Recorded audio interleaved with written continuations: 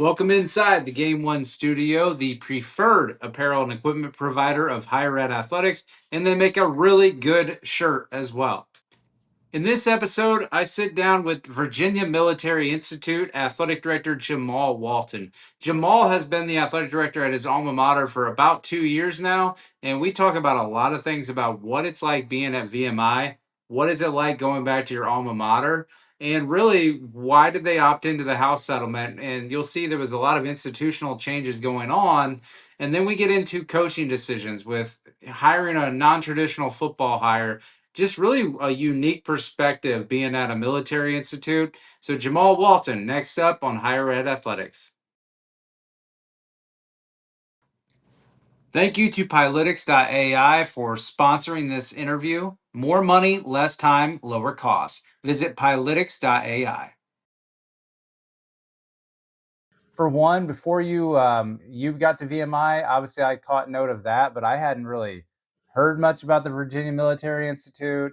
Didn't know they were called the Keydets. Not sure about the nickname. I thought maybe to start the conversation, tell us about VMI. What it like? You can go whichever direction you want with that, but I don't know that tons of people in my audience know VMI as much as maybe some of these other schools.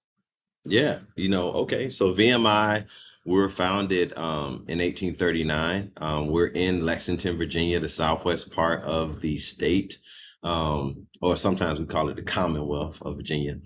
Uh, and yes, it is a school, Virginia Military Institute, where it's not mandatory commissioning anymore. So all of our cadets that make up the core is roughly around, it depends, 1,500, 1,600. We're one of the smallest Division I institutions in the country.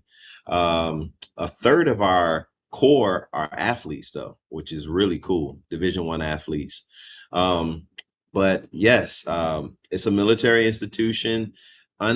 Unlike West Point, Navy, and the Air Force, you do not have to commission. You can go into VMI knowing that you want to graduate and go to grad school at Florida State like I did. Or if you want to commission in the Air Force, the Navy, the Marines, Army, Coast Guard, you have that ability too. So that is kind of what makes VMI very unique as well. You can get that military fix, but you also can, graduate and work in college athletics if you want to. So it's a really cool experience. We are in the Southern Conference. The majority of our teams are in the SoCon, but we also have three teams: water polo in the MAAC, um, swimming and diving in America East, and we have the lacrosse team in the NEC. So, yeah, those are some little fun facts, and yeah, it's a great place to be. And Lexington, Virginia, if you haven't been there, it's a small, quaint town, but it's growing. We got a Chick-fil-A a few years ago, man. Everybody went crazy. That's awesome. Chick-fil-A will do that to you, then everybody goes crazy on Sunday. Like, where do we eat in town now? Yeah, So, yeah, yeah, hey, I had Thomas Theodorakis on from Army not that long ago, and yeah. he Theo, talked man, what's about up, man? That's my yeah, guy. Good and dude. so I was watching, I was reading a biography about John Adams right before that interview, and they were talking about George Washington a lot. So I was like, that's really when I remembered the whole point of West Point, and George Washington's quoted as calling VMI as the West Point of the South. Is that true, Yeah. or is that just a myth of what some people No, call it? I think that's very true. There's a lot of connection with West Point. Who we respect. We respect all of the academies, but yeah, I've heard that, and yeah, I mean, anyone that goes to the academies, they definitely have an understanding of the military environment, but also the discipline, the structure, the accountability, the honor that goes with along a place like this. So. Yeah, I mean, when you think about one of our alums, General George C. Marshall, who created the Marshall Plan, going to VMI, actually the Joint Chief of Staff for the United States, General Kane, currently is a VMI alum. So there's always been some movers and shakers, flag officers that have done some really unique things for our country, but also some great people that's done some things just in the business world. So it's really cool to walk around and realize like this person actually went here and stayed in these barracks. You know, I had the opportunity to stay in the same room that General Marshall stayed in, room 202, and there's a big placard that is out there. So it's kind of cool to realize like there's some people that did some things for the world that actually were in the barracks. So cool Yeah. stuff. Yeah, that history part is I'm a big history buff, US history buff. It's pretty cool to see. And as an alumnus, and I will say football team captain as well. And so now it's kind of cool that the football team captain is the athletic director. But what drew you out of high school to attend VMI? You talked about the opportunities that you all have when you decide to go there. I mean, were you considering other places, or was it like something that stood out about VMI?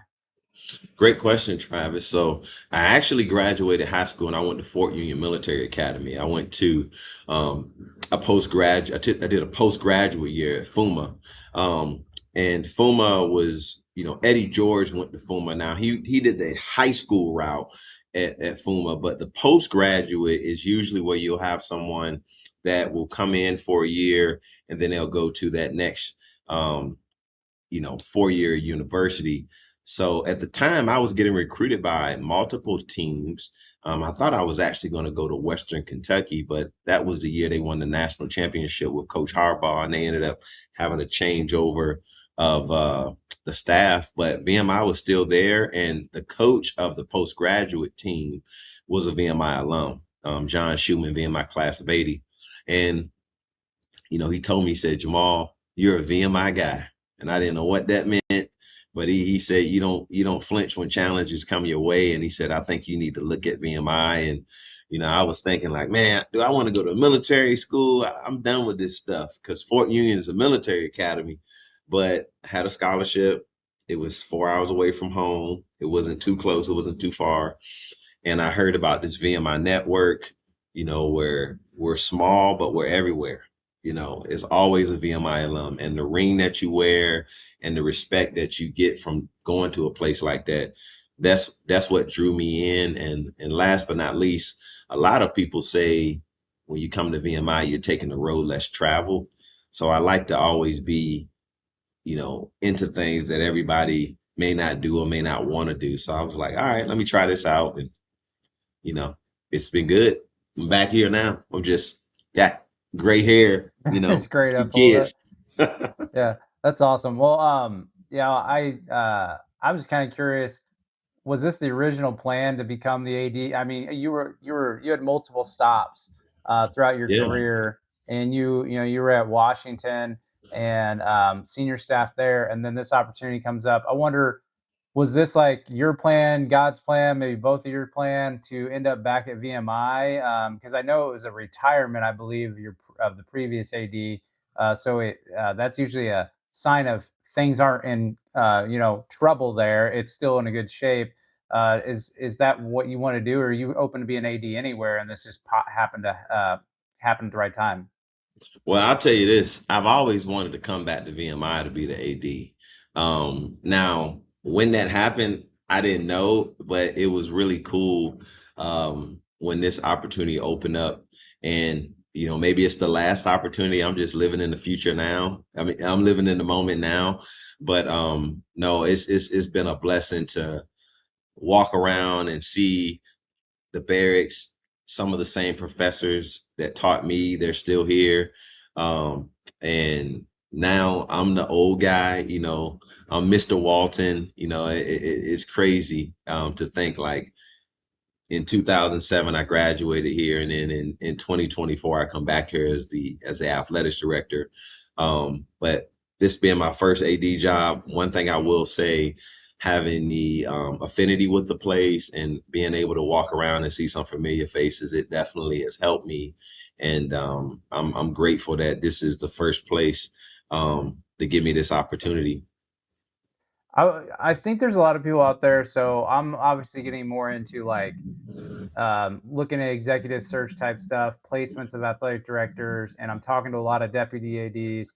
And I have a candidate intake form now just to see what people's like interests are. And one of the things I ask on there is obviously, where are your preferences? A lot, I suspect a lot of them are going to say at my at my alma mater. Is there anything that maybe advice that you could share or good or bad that you noticed by coming back, and when you're even thinking about coming back? Some people I feel like might have hesitancy if the opportunity opens itself up to come back, and I don't know, like it's similar to coaching. You can coach at your alma mater, and then one day that coach might get fired, and then it's just not the best opportunity. But like, what was maybe some things going through your head that you could share advice wise for people that might want to go back to their alma mater one day if it opens up? Yeah. Well, I guess I'll start with maybe the things that you're probably going to say. All right, if you come back, these are probably going to be some hurdles or, some things you just need to be aware of. Um, everybody's going to more than likely expect you to fix things pretty quickly. They're going to think that you know everything. Like, hey, you've been here, you know what should be working, or you went to these other schools. You can just, make things just happen like that at VMI. Or you always have a few people that expect nothing to change. So I think that number one, coming back to your alma mater, there's definitely going to be some people that are going to look at you as somebody that's going to be Mr. Fix It, like, immediately. um I also think coming back to your alma mater, you need to understand that you're in a different role. I was an athlete, I was a cadet, you know. Now I'm an athletic director. So your role changes. So you need to keep that in mind too with when you're making decisions. Who are those decisions for? And it's important to just understand your role has changed. The good things about it is you're back home. People are excited. From a fundraising standpoint, I think we've had a little bit of an uptick because people know me. The reputation that I had here was what I believe was positive. So it's easier to have some warm leads because for our Keydet club, which our fundraising arm, they're just saying, hey, Jamal, this place, you can talk about it, you can sell it, you can push what we're trying to do. VMI specifically, I stay on post. So I get a house. It's not the Taj Mahal, but the universe, I mean, I'm not paying for it. It's not coming out of my salary. So that's a blessing. I walk from my office to home. That's probably, I would say, 2 laps around the track, if you want to call it that. So for me to be able to go home, see my family, my kids obviously live, I mean, not live, but they go to school probably 10 minutes away. The convenience of life at a place like this is awesome. And that's something that also is a positive for me. But I don't know if everybody gets that opportunity at their alma mater where they have like a house on post where they can live. So that was a perk that when my wife heard that, she was like, all right, what do we sign at? I know how much you care about your student athletes. It's why I partner with OnRise. I spent 10 years working in academics and compliance, advised thousands of student athletes. And it's why I really love this company. One call, same day setup, immediate athlete access to licensed clinicians, retired pros, and more importantly, a 24/7 crisis care. Less than one in house FTE, no hiring hassles, no initiative fatigue. Think about this. Are you going to make your athletes wait? Are you worried about even the university protocols making them wait? Your athletes need immediate access. This gives it to you, especially when the budget is tight. Visit onrise.care. Game One is a one stop shop for premium college athletic uniforms, apparel, equipment, facility products, and more. From partnerships with teams and organizations to work and dedication with local communities, Game One continually strives to take on every day, season, and competition with excitement and purpose. Focus on an intercollegiate athletics business model that has grown by almost 30% in the past year Game One continues to expand its sales and service model in this space. For partnership opportunities, please contact Tim McMurray, Vice President of Collegiate Partnerships at tim.mcmurray at game-one.com.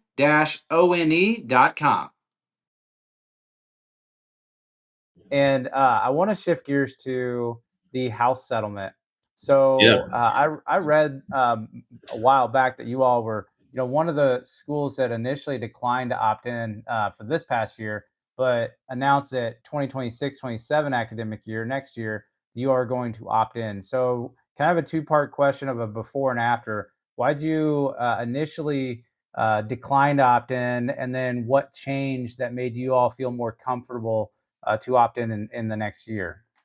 Yeah.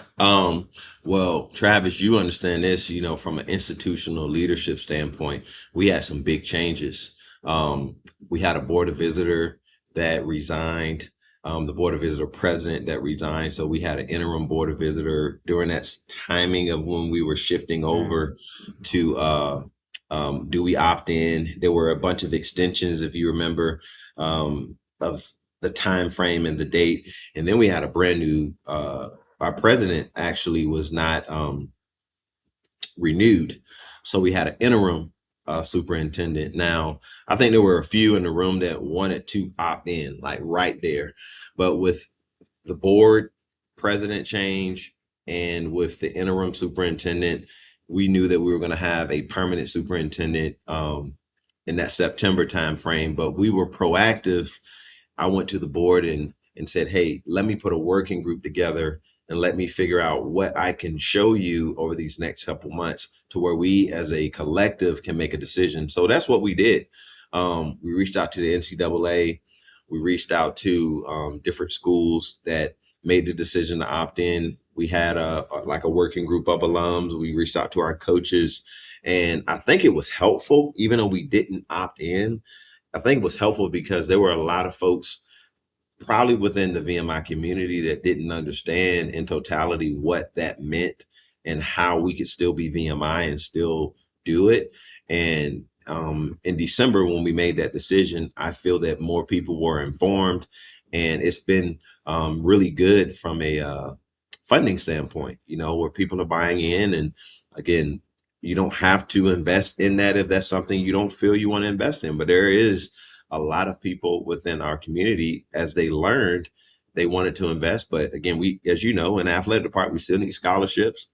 We still need operational funds. So wherever you fit in, we're happy to have you. But we're still having meetings right now. So we're ready to go for 26-27. But I'm excited because for me, it's a retainment opportunity where we can keep some really good cadet athletes here. And I'm excited about that.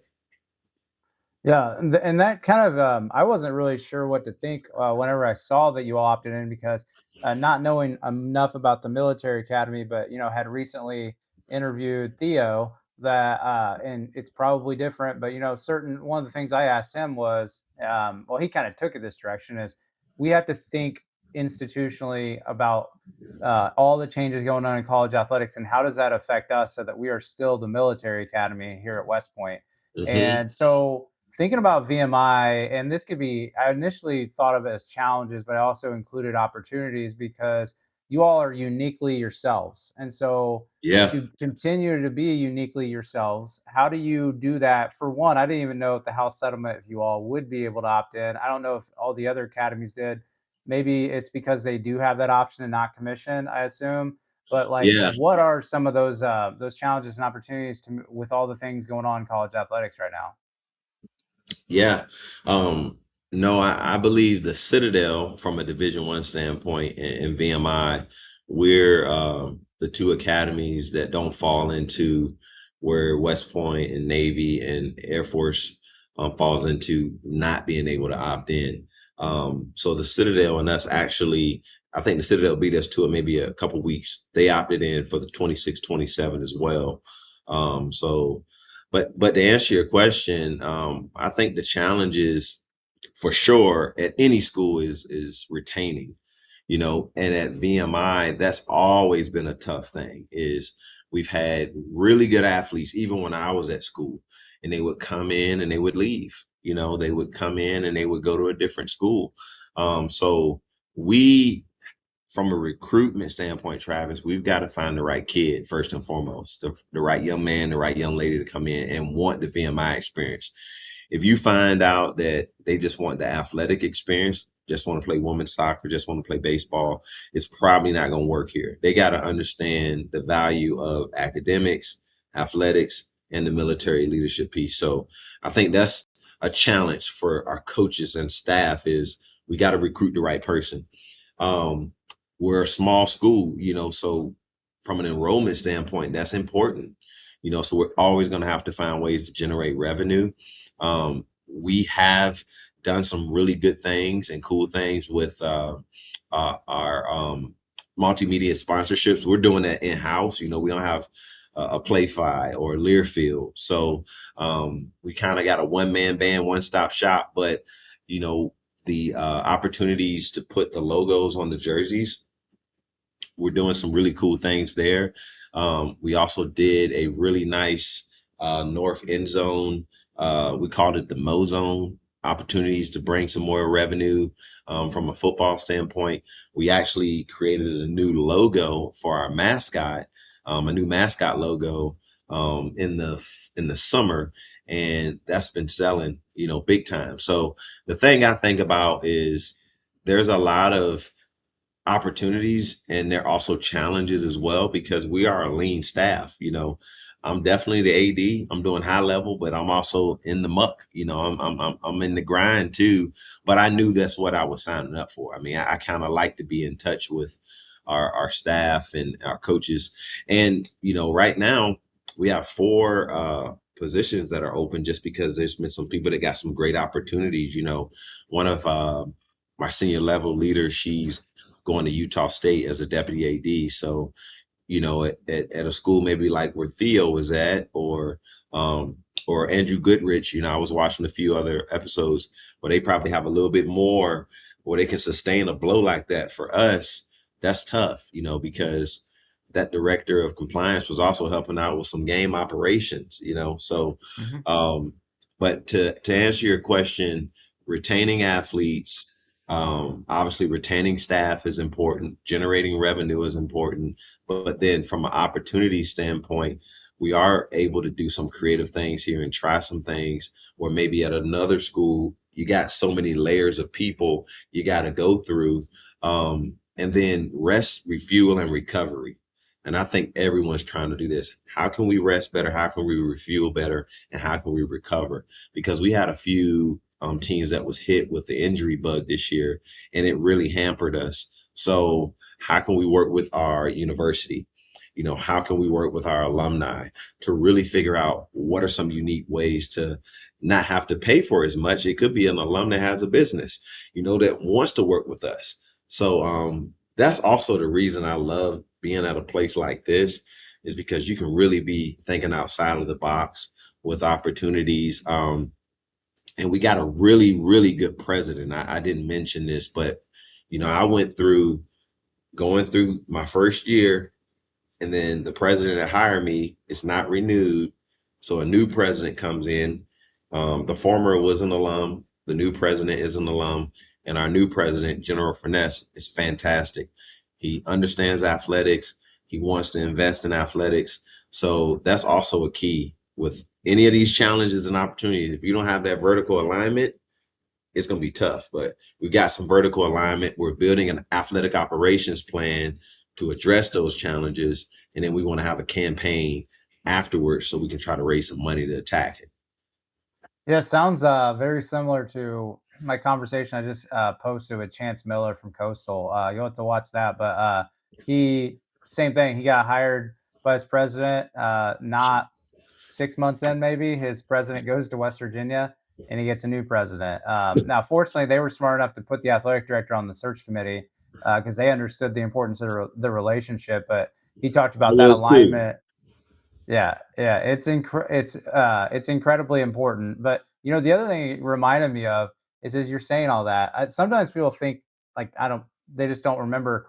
or I don't address it enough. I spent 10 years in compliance and academics. And so like 5 of those were at D2. And I was doing the game op stuff. I used to play some of the best music at volleyball games for the UND Greyhounds when they were just beating people so bad because they were so good. But you're right, like you have to do like everything. And so I mean, if you see some D2 candidates in there, I can tell you what, their work ethic's not to be questioned about Yeah, that, because I tell people all the time is like that's some of the best memories I had is working at D2 because you got to do everything.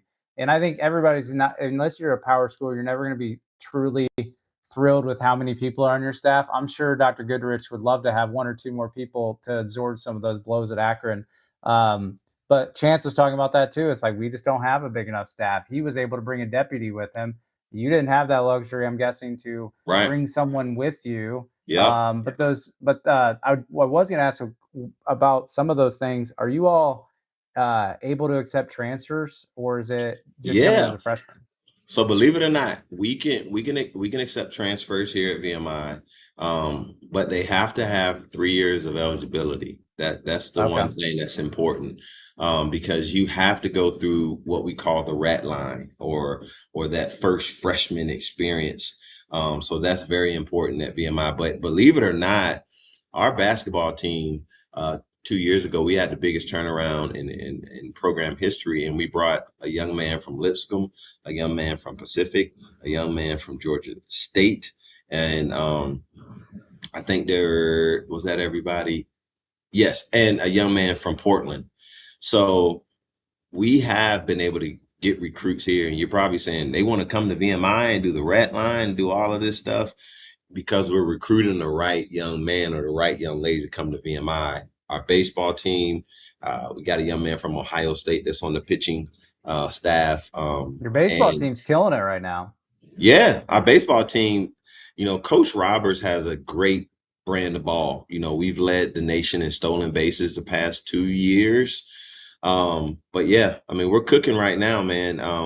We're excited about what they got in front of them, man. But if you're ever in Lexington and it's baseball season, you need to come check us out. I got to tell you, I am bullish about AD Vantage. I've been telling everyone about it because it's data with context. It's the money ball for athletic departments. Think about this. Athletic departments, they're quickly seeing the value because you have to hire and evaluate head coaches. You can compare budgets. You can evaluate and write coaching contracts. You can also maintain your own watch list for what's important specifically to different programs at your institution, whether you're the athletic director or you're the sport administrator.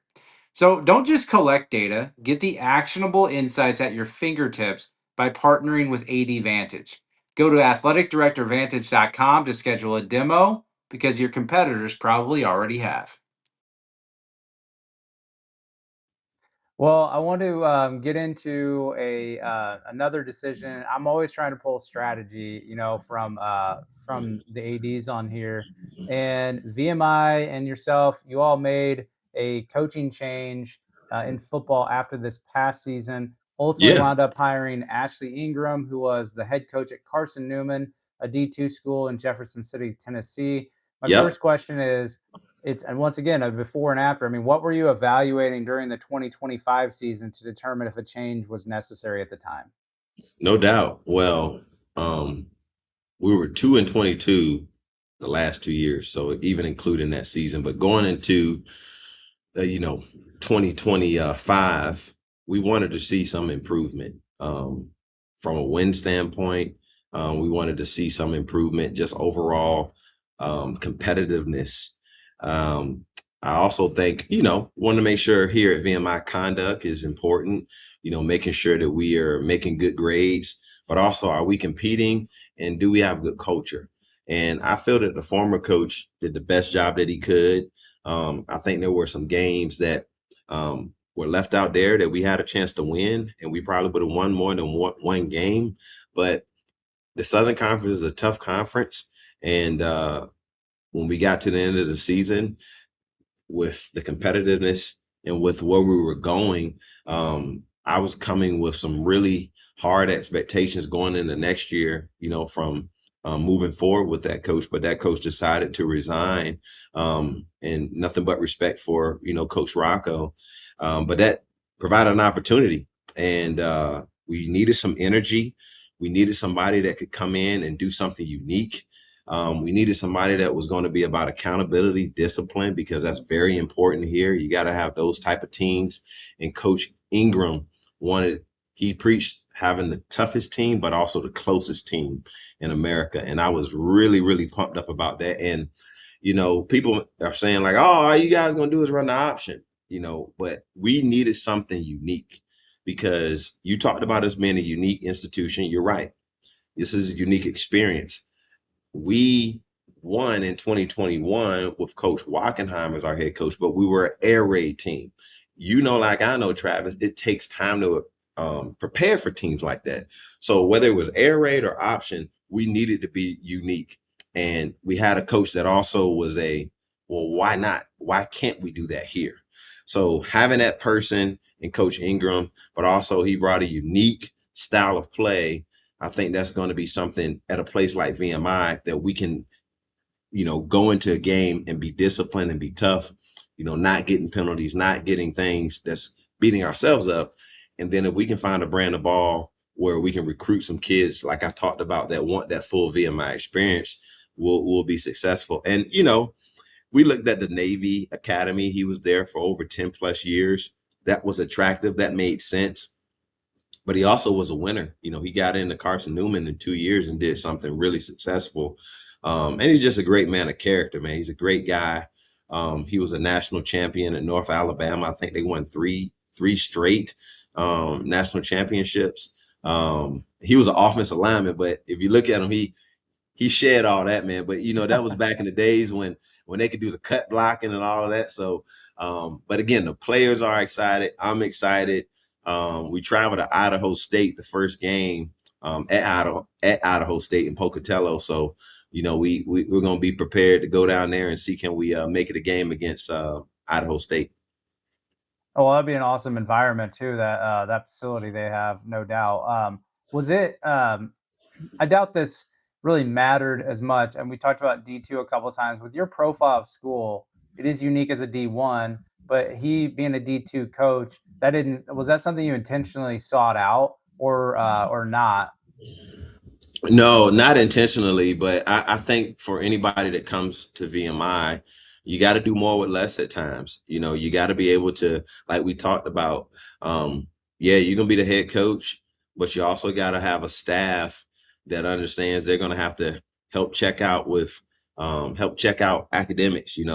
Maybe the youngest coach may need to help out with study hall. It's just one of those things where the duties as assigned may be a little bit more than most, head coaches at a few other conferences. So Coach Ingram definitely stepped into this, understanding how to work a budget, how to utilize his scholarship money, how to run a program. And that was attractive. It just happened to be at a Division II level. And in my opinion,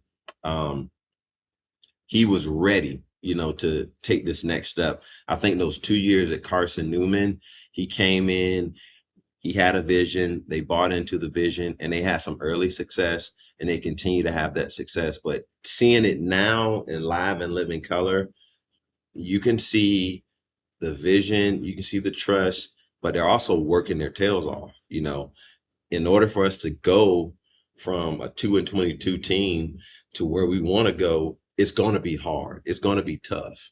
But he talks about we're going to be demanding, but we're not going to be demeaning. And I think that's a big difference. He's demanding a lot of them, but they also are building that trust with coach. And again, I'm excited, man. I mean, I don't have any more eligibility, but I keep a pair of cleats in my car just in case anyone wants some. Yeah. I was gonna ask the eligibility question. You never know these days who might have Yeah, an yeah. extra year. If I Maybe you have. shave all this facial hair off, I could probably make it work for a little bit. Somebody will say, "Man, how old is that guy? Is he like 21, 22?" I mean, hey, I wouldn't ask twice. You put that helmet on, you never know. Well, so it's kind of a case study.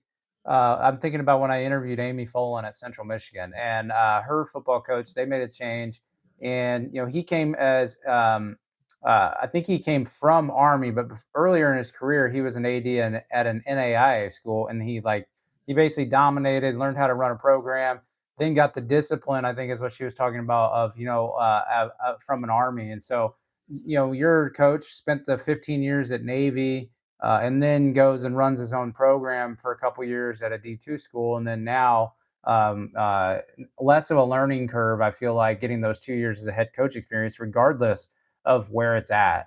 Because I've seen a lot of really good D2 and D3 and NAIA football here in Indianapolis.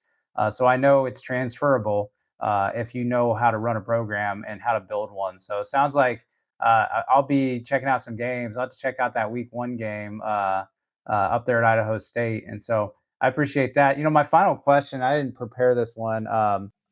You have to weigh certain things. Like obviously, we talked about the uniqueness a couple times. We talk about character, integrity is obviously really important to you. Yeah, Like men's basketball had the biggest turnaround this year. Didn't go probably yeah, the direction tough you season. wanted to. So how do you kind of reinvigorate a program, a head coach right now, to keep trying different things to improve on when you have some of those limitations, like only allowing a transfer that has 3 years eligibility, limited funds to maybe throw into a roster, but like how do you balance like the win now versus the improvement, and the obviously something that's not negotiable is the integrity and the character.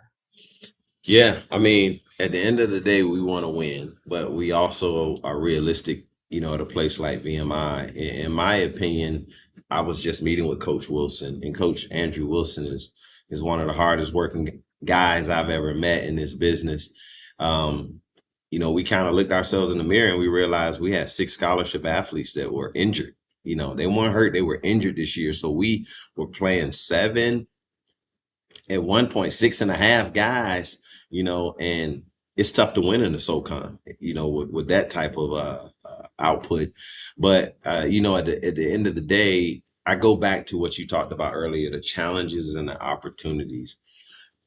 We're not really doing any data here. And I'm saying, like, why aren't we doing data? So it's so many things from an upside that, in my opinion, Travis, if we start doing these things, we're going to start realizing that we can help ourselves from the pre instead of the re, or how can we prehab? How can we do things on the front end so we're not having X amount of guys and gals in the training room?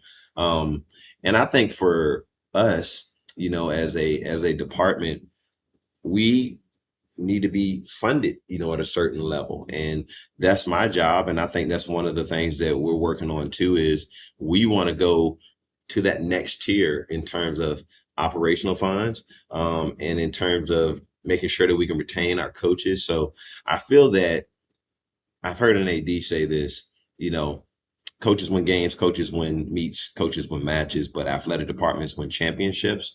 So to me, I definitely think we have some really good coaches.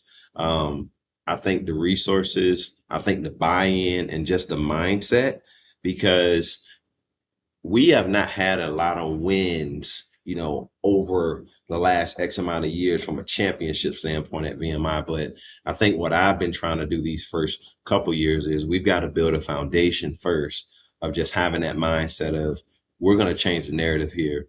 How do we change the narrative? One, we got to do X, Y, and Z. And that's right now. Let's figure out where we're at and where we want to go. And that's where this athletic operations plan will come to fruition. But I think in the sport of basketball, like you said, we had the biggest turnaround 2 years ago. Last year, this year that just finished, it was a tough year. We didn't do what we set out to do, but the players, in my opinion, they gave it their all. But now we just got to retain them, because all of those young men can come back, which is crazy. And if we're able to retain that group and come back healthy, I think we'll be looking at this next year saying, like, all right, we're right where we need to be. But it's hard at a place like this because we're always going to be built on what you talked about: honor, integrity, accountability. And in this day and age, sometimes there's a lot of movement between, different student athletes. And you want to try to build a program, not a team. And I think that's what we're able to do here.